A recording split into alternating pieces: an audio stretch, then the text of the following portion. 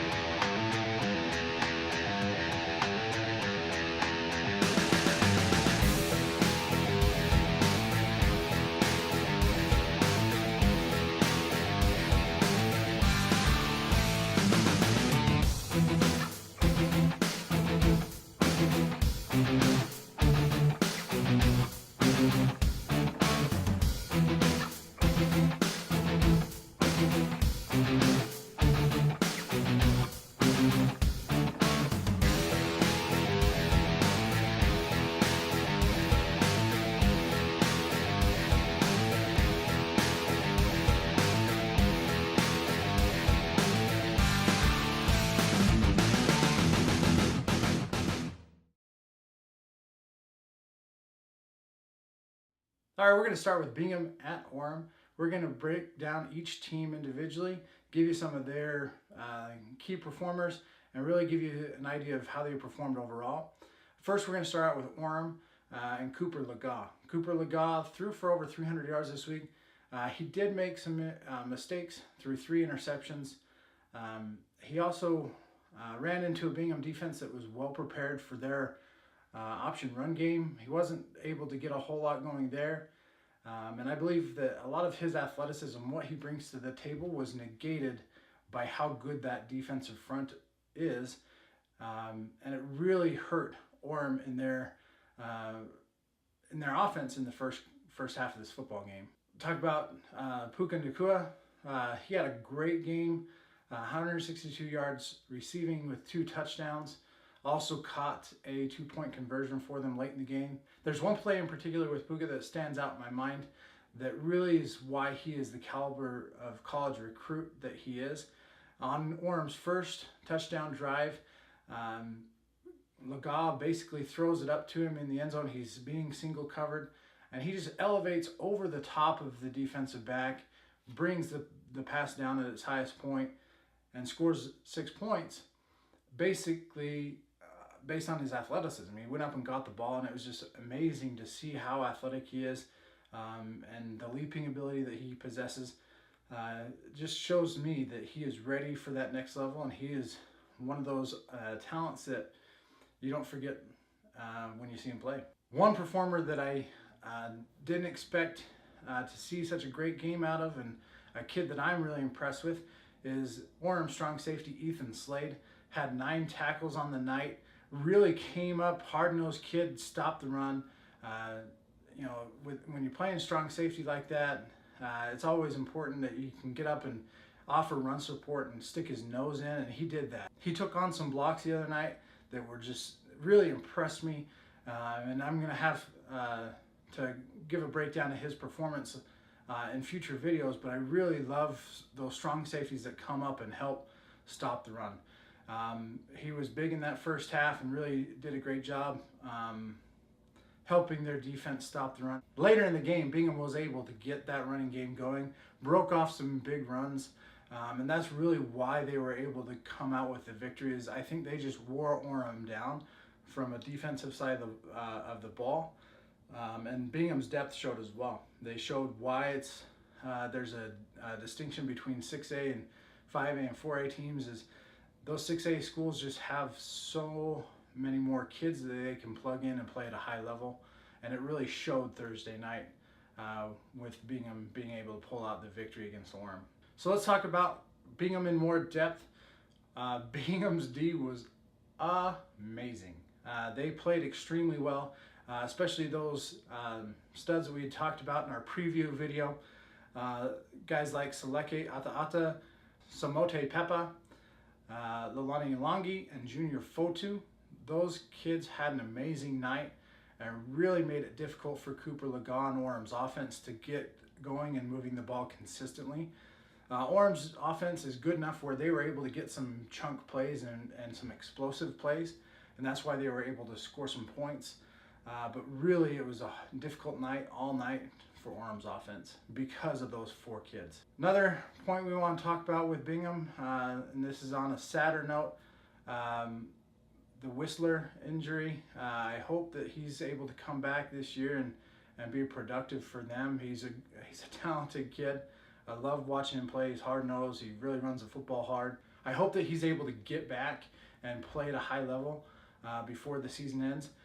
Because like I said, I love watching him play, and he's a great player. One performance from Bingham that maybe I wasn't anticipating or was pleasantly surprised by was the play of Andrew Wimmer.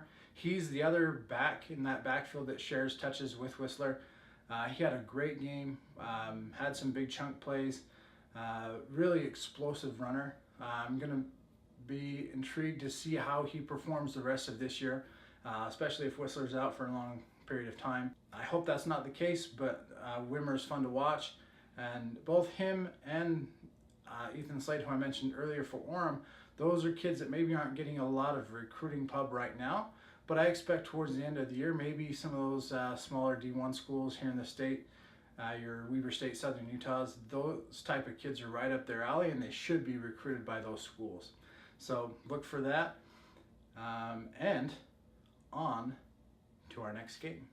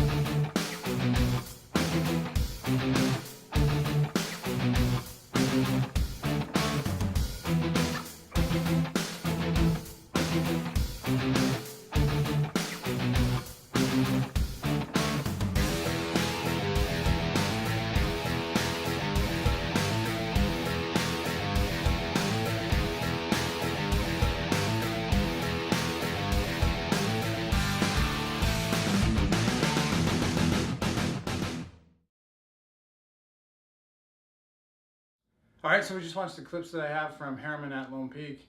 Now let's discuss the game in a little bit more depth. My initial thought here, it was an ugly offensive football game in the first half. I think both teams were really feeling out their offenses and trying to figure some things out. In particular with Herriman, they've got a young quarterback, Jackson James. He's a junior playing that position. So he struggled in the first half for sure. In fact, they pulled him out for a little bit and kind of tried a backup kid.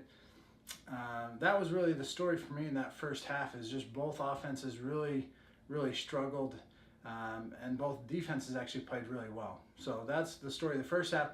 Now this game was marked by about a 55-minute lightning delay.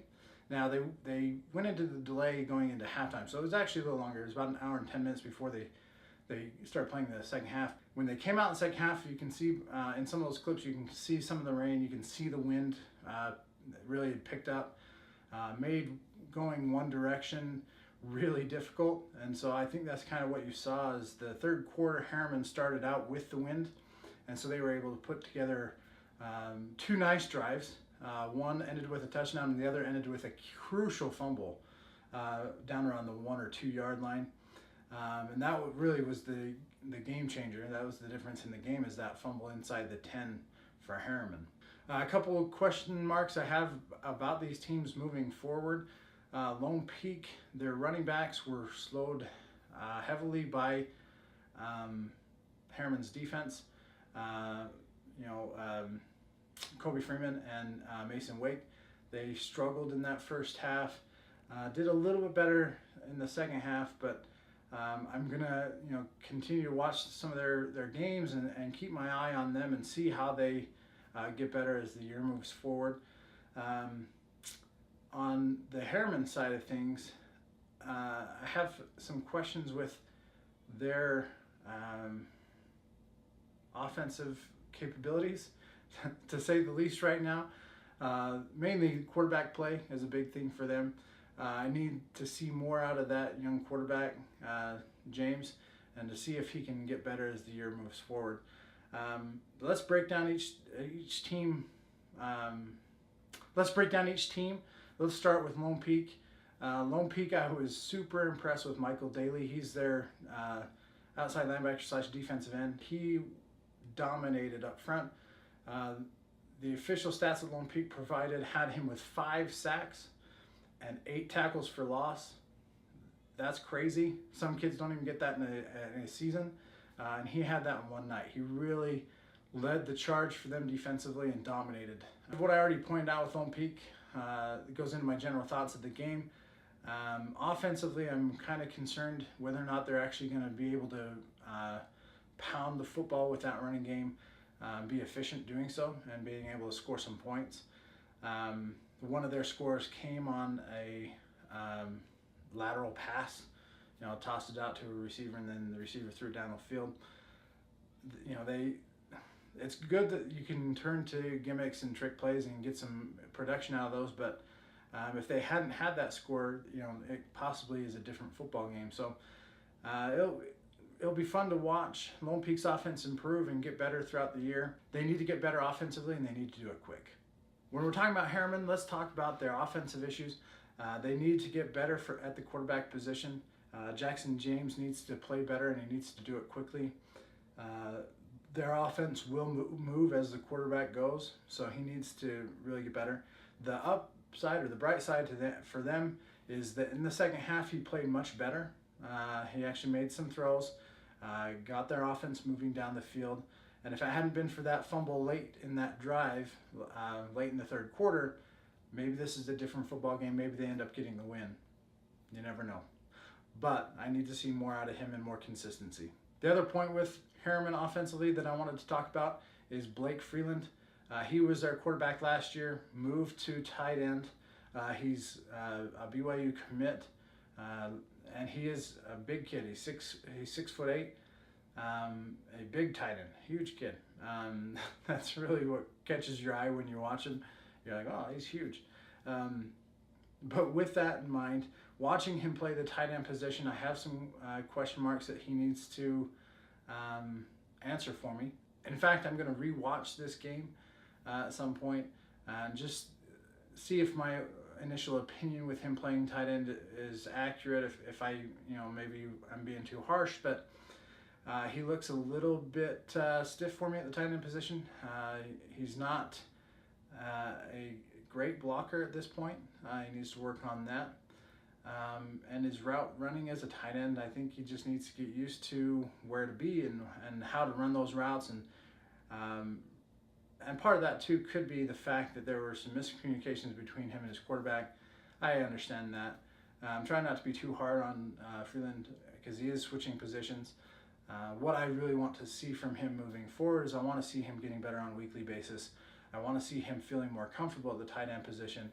And I think that's really what's going to help Herriman offensively, along with better quarterback play. Now, last note with Herriman, I didn't talk a whole lot about their defense. Their defense played really well. I look forward to seeing if that's a trend we see this year. But their defense did play really well. I was impressed with them on that side of the ball. Going into this game, I really thought that Lone Peak was going to have its way offensively.